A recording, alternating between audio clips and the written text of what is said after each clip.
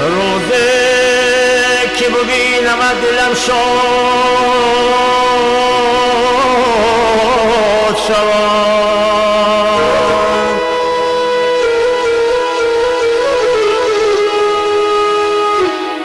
در لوحی دلم ترانه بریاد شود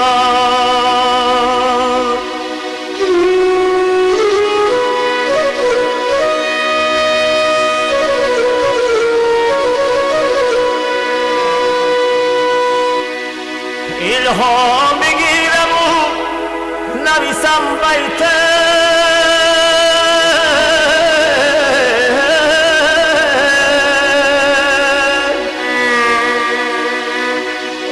خوشدل شوم و دل از غم آزاد شود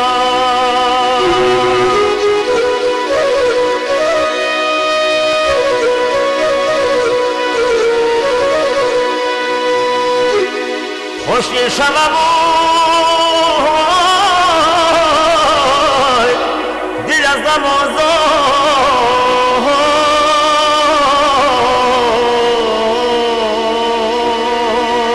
شود آمد و رفتی نگارم نگره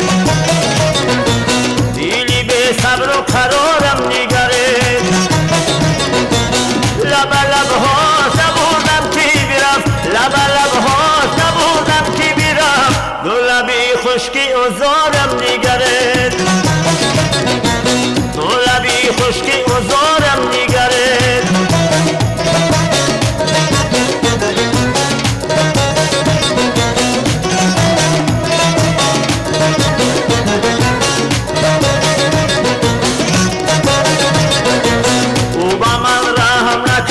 چی کنم سریزه بی سری دارم نگره روشنی روز و شبم آره از اوست روزی به او شبی تارم نگره روشنی روز و شبم آره از اوست روزی به او شبی تارم نگره آمد و رفتی نگارم نگره دیلی به صبر و قرارم نگره